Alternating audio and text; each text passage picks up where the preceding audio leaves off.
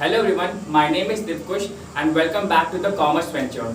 This is the part second video of chapter 1 class 9 commercial and the non-commercial activities. और अगर आपने पहला video नहीं देखा है तो पहले जाकर के आप पहला वीडियो देखिए। चलिए आइए देखते हैं, आज का टॉपिक है types of commercial activities. Okay, यहाँ पे हमारे जो कॉमर्शियल एक्टिविटीज है तीन टाइप्स होते हैं। पहला है हमारा business, profession and the employment. आज हम लोग इन तीनों के बारे में डिस्कस करेंगे इस वीडियो में। तो सबसे पहले हम लोग बात करते हैं बिजनेस की। तो बिजनेस की अगर हम लोग बात करें तो बिजनेस की डेफिनेशन है, you can refer to the book. Business includes all those economic activities which are concerned with the production and exchange of goods or services with the object of earning profit. Okay, business का मतलब क्या होता है कि कोई भी अगर हम लोग buying and selling करते हैं then we are always seeking for the profit. Profit मतलब क्या होता है, अगर हम कोई भी ट्रांजेक्शन कर रहे हैं, ठीक है, तो जितना भी हमारा जो मार्जिन बचता है उसको हम लोग प्रॉफिट कहते हैं। क्लियर है? उसका अगर हम लोग एग्जांपल लें, जैसे कि हमारा होता है ब्यूटी पार्लर हो गया, ड्राई क्लीनर हो गया, टेलर हो गया। बिजनेस मतलब व्यापार, आप किसी भी चीज को ले सकते हैं। जैसे कि किसी ने शॉप खोली हुई है वो भी बिजनेस हो गया, किसी ने मान लीजिए ठेला लगाया हुआ सब्जी का तो वो भी बिजनेस हो गया, या किसी का मेडिकल स्टोर है तो वो भी बिजनेस हो गया। So that is all kind of the activity of the business. तो नेक्स्ट टॉपिक है हमारा प्रोफेशन। प्रोफेशन आप देख सकते हैं। प्रोफेशन अगर हम लोग एक ओवरव्यू दें तो प्रोफेशन मतलब वो होता है कि इंसान को जो काम आता है तो वो काम वही करता है। As such, we can take the example of a teacher. A teacher means to say if he knows the teaching and the content, तो वो सिर्फ टीचिंग ही कर सकता है। ऐसा नहीं कि वो अभी टीचर है फिर कल को जाके वो कारपेंटर हो गया, या फिर कल को जाके वो ड्राइवर हो गया, वो ऐसा कुछ भी नहीं कर सकता। ठीक है, इसी प्रकार से हम लोग सीए का एग्जाम्पल ले सकते हैं, लॉ का एग्जाम्पल ले सकते हैं कि कोई अगर इंसान वकील है तो वो आगे आकर के वो फिर वो टीचर नहीं बन पाए। क्यों? क्योंकि उसका वो प्रोफेशन है। Law is a profession. Clear है? चलिए इसकी डेफिनेशन देखते हैं क्या है। The term profession means an occupation which involves application of specialized knowledge and skills to earn a living. ठीक है, जैसा अभी हमने बताया कि एक उसके लिए एक specialized knowledge चाहिए होती है।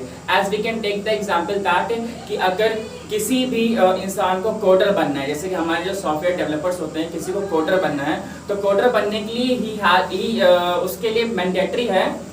उसके लिए मैंडेटरी है कि भाई वो बीसीए करे और फिर एमसीए करे, तब जाकर के वो अपनी वो उस चीज में पकड़ बना पाएगा। लेकिन इसका मतलब ये नहीं कि उसको कोडर बनना है तो वो बीए कर ले या बीएससी कर ले, ऐसा वो संभव ही नहीं है।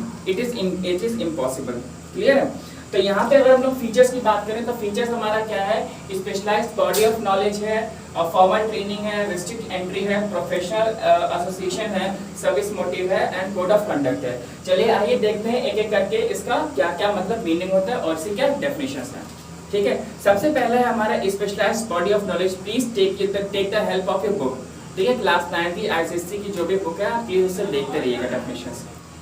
पहला पॉइंट है हमारा specialised body of knowledge. Okay, every profession has a specialized and a systemized body of knowledge. Member of the profession are required to learn this knowledge. Okay, specialized body of knowledge means to say जैसा कि अभी हमने आपको teacher का example दिया, तो teacher का मतलब क्या होता है, टीचर भी हमारे पास बहुत टाइप के होते हैं। जैसे कि आपका कोई मैथमेटिक्स के टीचर होंगे, कोई आपके कंप्यूटर के टीचर होंगे, कोई आपके सोशल स्टडीज के टीचर होंगे। तो इसका मतलब ये है कि अगर उनको सोशल स्टडीज के बारे में बहुत नॉलेज है तो उन्होंने अपने जो पीछे की जो एकेडमिक्स की हुई है, इसका मतलब उन्होंने उस पर बहुत रिसर्च किया हुआ है, मतलब उसी के बारे में उन्होंने पढ़ा हुआ है। अब इसका मतलब ये थोड़ी कि वो पीछे पढ़ के आए हैं, उन्होंने अपनी एजुकेशन कंप्यूटर से की है और वो आपको आके एसएसटी पढ़ा रहे हैं, संभव ही नहीं है। क्लियर है? तो वहाँ पे ये होता है कि जिस सब्जेक्ट में उन्होंने पढ़ाई की होगी वो भी आगे आकर के वही पढ़ाएंगे। ठीक है, तो इसके लिए इस टॉपिक के लिए उनको नॉलेज होनी चाहिए। क्लियर है? नेक्स्ट है हमारा फॉर्मल ट्रेनिंग। फॉर्मल ट्रेनिंग क्या होता है? A profession provides facilities for formal education and training to those who want to acquire professional qualifications. तो formal training का मतलब ये होता है कि कोई भी चीज़ अगर हम लोग कुछ भी काम करते हैं तो उसकी पहले हमारे पास ट्रेनिंग होती है। As such we can take the example कि कभी भी हमारा किसी कंपनी में सिलेक्शन होता है या किसी कॉर्पोरेट में सिलेक्शन होता है या बैंक में सिलेक्शन होता है, तो अगर हम बैंकिंग सेक्टर में हम जॉब कर रहे हैं तो उसको जॉब सेंक्शन होने से पहले हमारी ट्रेनिंग होती है कि हाँ भैया ये काम है करके और आपको ये काम करना पड़ेगा। ठीक है, या किसी कंपनी में आपको सेल्स एग्जीक्यूटिव बनाया गया है तो उसके लिए भी ट्रेनिंग होती है, या किसी भी सेक्टर में हम लोग जाएंगे जॉब करने के लिए तो उसके हमारे पास ट्रेनिंग होती है। क्लियर है? नेक्स्ट टॉपिक है हमारे पास रिस्ट्रिक्ट एंट्री। ये क्या होता है? Entry to a profession is allowed only to those who have completed the prescribed education and have passed the specified examination. As I told you earlier कि that is the जैसे कि अभी हम लोगों ने बात की थी यहाँ पे स्पेशलाइज्ड बॉडी की, मतलब कि कोई भी अगर पर्सन है, अगर कोई काम कर रहा है तो उसके पास क्या है कि उसके जो एकेडमिक्स प्रीवियस एकेडमिक्स होगी तो उसके पास की नॉलेज होगी। यहाँ पे अगर हम लोग बात करें रिस्ट्रिक्ट एंट्री की, इन द सेंस कि अगर किसी ने बीए वगैरह किया हुआ है तो वो आकर के हमारा लॉ नहीं कर सकता या वो आकर के वकील नहीं बन जाएगा। वकील अगर आपको बनना है तो आपको उसके लिए लॉ की पढ़ाई करनी पड़ेगी, इट इज मैंडेटरी। क्लियर है? और कोई अलग प्रोफेशन आकर के अगर आप टीचर बनना चाहो तो आप टीचर नहीं बन सकते, क्योंकि आपके पास उतनी वो क्वालिफिकेशंस नहीं है। उसके लिए भी आपको सीटेट देना होता है, यूपीटेट देना होता है, बहुत सारे ऐसे एग्जाम्स होते हैं जिसको आपको देना होता है। क्लियर है? नेक्स्ट है हमारा प्रोफेशनल एसोसिएशन। एसोसिएशन का जैसे आपको मतलब समझ में आ रहा हो कि it is a community. Community मतलब क्या होता है, जितने भी हमारे टीचर्स होते हैं या जितने भी हमारे वकील होते हैं या जितना भी हमारा पुलिस डिपार्टमेंट, अगर हम लोग ले लें पुलिस डिपार्टमेंट का, तो उनका एक एसोसिएशन होता है। मतलब कि कोई भी अगर हमने कोई ऐसी इंफॉर्मेशन सर्कुलेट करनी है तो हम लोग एक एसोसिएशन बनाते हैं और उन एसोसिएशन के हेड के पास वो इंफॉर्मेशन आती है और वो जो हेड होते हैं वो अपने जितने भी नीचे सबऑर्डिनेट्स होते हैं उनको वो जाकर के इंफॉर्मेशन सर्कुलेट कर देते हैं। क्लियर है? आइए देखते हैं इसकी डेफिनेशन क्या है। Every profession has its own associations.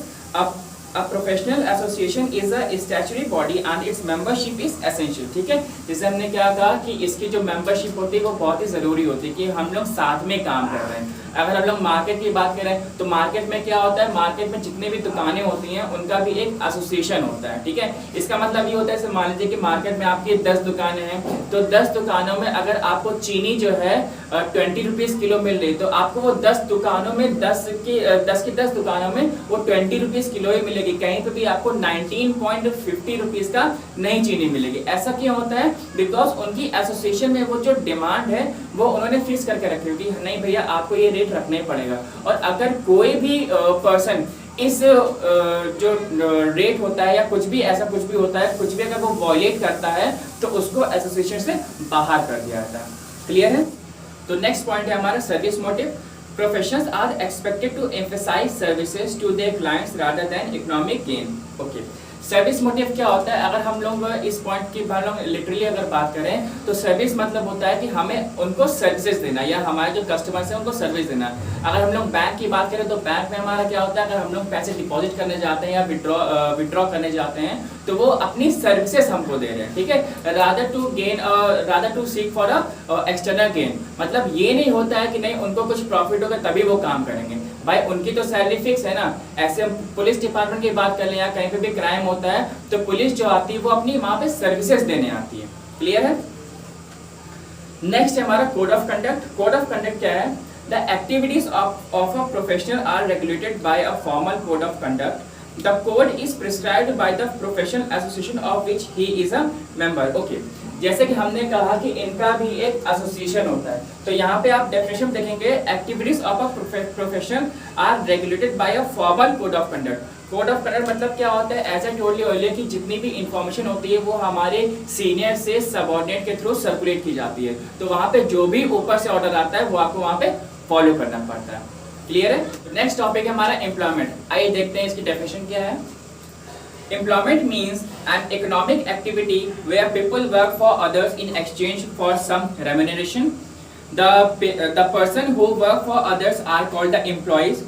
The person or organizations which engage others to work for them are called the employers. Okay. इस डेफिनेशन में पहली बात तो 3 टर्म्स आए हैं, एक तो है रेम्यूनरेशन, एक है एम्प्लॉयज और एक है एम्प्लॉयर। मैं आपको इन तीनों का मतलब जरा पहले बता दूं। रेम्यूनरेशन मतलब होता है कि अगर आप कहीं पे काम करते हैं तो आपको सैलरी मिलती है, तो that salary is a remuneration. Okay, कहीं पे अगर आप जॉब कर रहे हैं, अगर आप बैंक में जॉब कर रहे हैं, ठीक है, तो बैंक में आपने 30 डेज तक वर्क किया, 30 डेज के बाद आपके अकाउंट में सैलरी आती है, तो सैलरी मतलब वो है आपका रेम्यूनरेशन। ओके, कोई पर्सन है अगर वो किसी एमएनसीज में जॉब कर रहा है तो उसको वो जॉब करने के बाद उसके 1 महीने बाद सैलरी आती है, तो that salary is a remuneration. Okay, हर एक इंसान का अलग अलग रेम्यूनरेशन होता है उसकी पोजीशन के हिसाब से। नेक्स्ट आता है यहाँ पे एम्प्लॉयज। एम्प्लॉयज क्या होते हैं? जो किसी ऑर्गेनाइजेशन में या किसी कॉर्पोरेट में वो काम कर रहे हो तो उसको हम लोग एम्प्लॉयज बोलते हैं। और नेक्स्ट टर्म है हमारे पास एम्प्लॉयर। एम्प्लॉयर क्या होता है? एम्प्लॉयर मतलब जिसने आपको नौकरी दी है, जिसने आपको नौकरी दी है उसको हम लोग बोलते हैं एम्प्लॉयर। क्लियर है?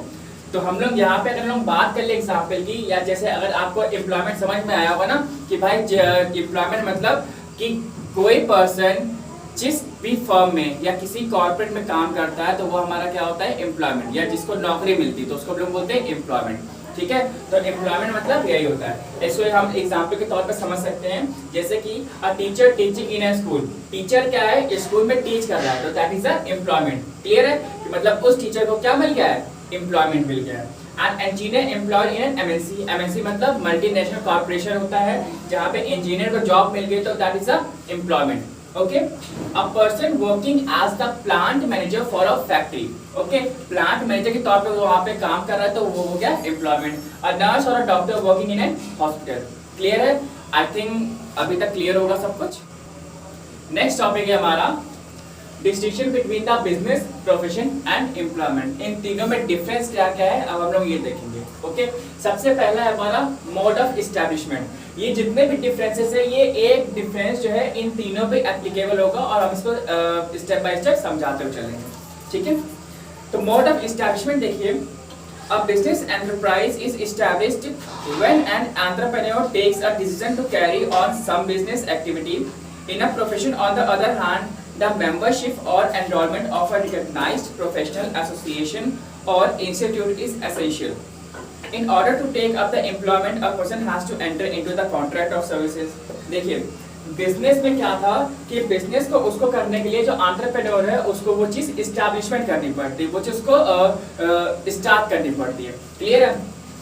प्रोफेशन में क्या है कि प्रोफेशन में उसको वो जो काम है वो अपने उस स्पेशलाइज्ड नॉलेज के अकॉर्डिंगली वो काम कर सकता है। ठीक, और यहाँ पे जो एम्प्लॉयमेंट होता है, a person has to enter into a contract of services. Contract of services मतलब कि यहाँ पे जो एम्प्लॉयमेंट है, एम्प्लॉयमेंट यहाँ पे आप ये समझ के चलिए कि आपका 4 साल का या 5 साल का या 2 साल का जितना भी टाइम, जो जितना भी टर्म होगा वो उसके अकॉर्डिंगली वो काम करेगा, उसका वो वर्क होता है। क्लियर है?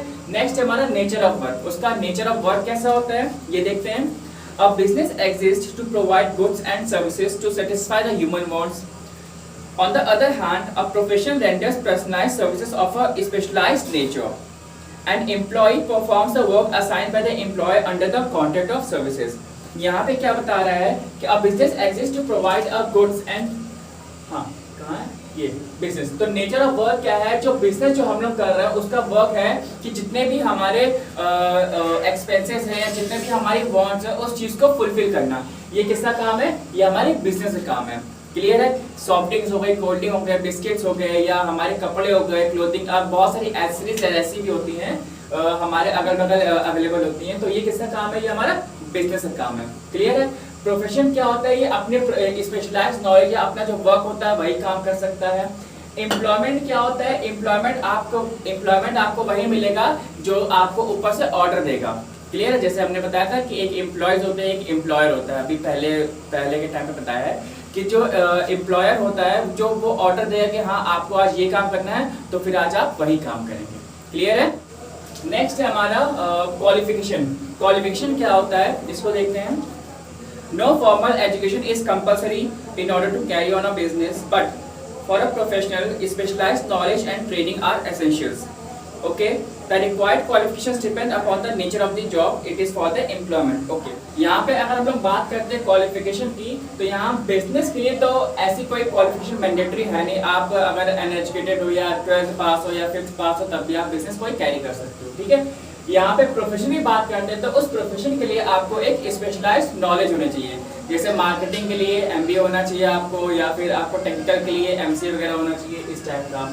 और एम्प्लॉयमेंट के लिए यहाँ पे that depends on the nature of the job, कि आप अपना जो जॉब है उसके हिसाब से जैसे उस जॉब की रिक्वायरमेंट होगी वैसे आपको क्वालिफिकेशन आपकी होनी चाहिए। ओके, नेक्स्ट है आपका मेन ऑब्जेक्टिव। इस पे देखते हैं क्या है main objective. In business the basic objective is to earn the profit, much easier.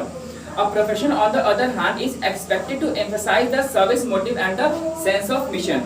But in the case of a service, the motive of the employee is to earn salary and receive other benefits. Okay. तो main जो objective है आपका, main objective क्या है कि इसका business का objective है that is to earn the profit. Okay, किसी भी तरीके से उसको अपना प्रॉफिट अरेंज करना है या उसको अपना प्रॉफिट कमाना है करके। मेन ऑब्जेक्टिव जो आपका प्रोफेशन का है दैट इज द क्या है, सर्विस मोटिव।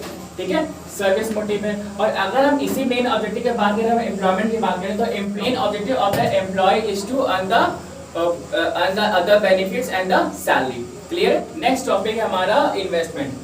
इन्वेस्टमेंट मतलब क्या होता है, किसी भी जो फंड्स होते हैं आपको अपने उसमें बिजनेस में लगाने पड़ते हैं। तो इन्वेस्टमेंट जो होता है बिजनेस के लिए बहुत ही ज्यादा होता है कि आप जिस तरीके का बिजनेस स्टार्ट करेंगे उसके अकॉर्डिंगली उसी के रेशियो में आपका इन्वेस्टमेंट लगेगा। ठीक है, तो यहाँ पे इसको बिजनेस को एक बहुत ही बड़ा अमाउंट लगाना पड़ता है। यहाँ अब अगर नेक्स्ट टॉपिक पे आते हैं प्रोफेशन। ये प्रोफेशन क्या होता है, जिस टाइप का आपका प्रोफेशन होगा, दैट मीन्स कि अगर आप लॉ कर रहे हो तो अगर आप अपना खुद का एक ऑफिस खोलना चाहते हो तो that also need the investment, ये होता है। लेकिन कंपैरेटिवली इसका जो इन्वेस्टमेंट होता है ये इससे कम होता है, इसका ज्यादा होता है और इसका कम होता है। ठीक है, लेकिन अगर हम लोग एम्प्लॉयमेंट की बात करें तो एम्प्लॉयमेंट क्या होता है, हमारे वहाँ पे एम्प्लॉय काम करते हैं तो there is no need for the investment, वहाँ पे हमारा बिल्कुल नील इन्वेस्टमेंट होता है। यहाँ सेकंड है, हम लोग बात करें रिस्क की, तो रिस्क फैक्टर किसमें होता है, रिस्क फैक्टर हमारा बिजनेस में बहुत ज्यादा होता है। ठीक है, और कंपैरेटिवली प्रोफेशन में भी हमारा रिस्क फैक्टर होता है, लेकिन कंपैरेटिवली बिजनेस के मुकाबले यहाँ पे बहुत ही कम होता है और यहाँ पे बिल्कुल ही रिस्क फैक्टर नहीं होता है। क्लियर है। यहाँ पे अगर हम लॉस की बात करें तो लॉस में जैसे कि रिस्क की हमने बात की तो बिजनेस में लॉस हो सकता है। ठीक है, लेकिन अगर लॉस यहाँ प्रोफेशन में और एम्प्लॉयमेंट या एम्प्लॉयज की बात करें तो इनमें कभी भी लॉस नहीं होता। लॉस मतलब ये नहीं होता कि भाई आगे जाकर शायद को इसने अपना पैसा गंवा दिया है। ठीक है, लेकिन अगर प्रोफेशन की बात करें तो प्रोफेशन मतलब उसका वो प्रोफेशन ही है काम करना, उसका वो लॉ मतलब वकील है वो तो अपना काम करेगा, अगर वो टीचर है तो वो अपना काम करेगा, तो इसमें कभी भी वो उसका लॉस नहीं होता। ठीक है, तो इन दोनों में जो रिटर्न्स होते हैं कभी वो नेगेटिव नहीं होते, they are always in the positive form, या अगर पॉजिटिव फॉर्म नहीं भी है तो थोड़े से टाइम बाद या over a long period of time it will generate the profit margins. Next है हमारा रिवॉर्ड्स। रिवॉर्ड मतलब क्या होता है, अगर बिजनेस के एस्पेक्ट्स में देखें कि रिवॉर्ड्स क्या होता है, तो रिवॉर्ड्स मतलब कि इसको बहुत प्रॉफिट होता है। क्लियर है, तो रिवॉर्ड मतलब कि अगर हम लोग बिजनेस बहुत अच्छे से रन कर लेंगे या बहुत ही मतलब स्ट्रैटेजी वाइज अगर हम लोग रन करेंगे तो यहाँ पे इसको बहुत प्रॉफिट होने वाला है। ठीक है, और इसको यहाँ पे क्या होता है, ये प्रोफेशनल फीस इसको मिलती है। Professional fees in the sense कि अगर हम लोग बात कर लेंगे डॉक्टर्स की तो डॉक्टर क्या करता है, अगर हम लोग क्लिनिक दिखाने जाएंगे तो वो अपनी फीस तो वो चार्ज करेंगे, वकील अपनी फीस चार्ज करेगा। ठीक है, तो वो क्या है, ये इनका प्रोफेशन है। क्लियर है। और रिवॉर्ड्स में अगर एम्प्लॉयमेंट के एम्प्लॉयज की बात करें तो रिवॉर्ड्स के नाम पे उनको एम्प्लॉयज क्या मिलता है, सैलरी, रेम्यूनरेशंस, वेजेस एक्सेट्रा। नेक्स्ट हमारा आता है transfer of interest. Transfer of interest मतलब कि अगर बिजनेस के एस्पेक्ट की बात करते हैं तो बिजनेस जो होता है जनरेशन टू जनरेशन ये ट्रांसफर हो सकता है बहुत ही इजीली। ठीक है, कि मान लीजिए कि किसी ग्रैंडफादर ने बिजनेस सेटअप किया होगा तो उसका जो सन होगा उसने फिर बिजनेस रन किया होगा, तो फिर सन का जो सन होगा, जो ग्रैंडसन होगा, वो फिर आगे बिजनेस रन कर रहा है। लेकिन in the terms of the profession and the employment it is not possible. Last topic है हमारा पब्लिक एडवर्टाइजमेंट। पब्लिक एडवर्टाइजमेंट मतलब जो बिजनेस होता है अगर ये सक्सेसफुल रन करेगा तो इसके बिहाफ में हमें एडवर्टाइजमेंट बहुत अच्छा देना होता है, जैसे कि आप टीवी पे दे सकते हैं, पेपर पे दे सकते हैं, मैगजीन्स में दे सकते हैं। लेकिन अगर हम लोग बात करें प्रोफेशन और एम्प्लॉयमेंट की तो यहाँ पे एम्प्लॉयमेंट में तो एडवर्टाइजमेंट कुछ होते ही नहीं है। ठीक है, वहाँ पे तो हमें कोई एडवर्टाइजमेंट देना ही नहीं पड़ता है। लेकिन अगर हम लोग प्रोफेशन की बात करें तो जनरली लोग यहाँ पे देते नहीं है, प्रोहिबिटेड होता है। लेकिन फिर भी बहुत सारे डॉक्टर्स ऐसे होते हैं या बहुत सारे प्रोफेशनल्स ऐसे होते हैं जो कभी कभी अपना एडवर्टाइजमेंट दे देते हैं। So this was the complete video of class 9th chapter 1। और अगर आपको ये वीडियो अच्छी लगी हो तो अपने फ्रेंड्स के साथ शेयर करिए, और अगर आपको इस टॉपिक में कोई भी दिक्कत हो तो नीचे आप कमेंट सेक्शन में पूछ सकते हैं। Till then bye bye.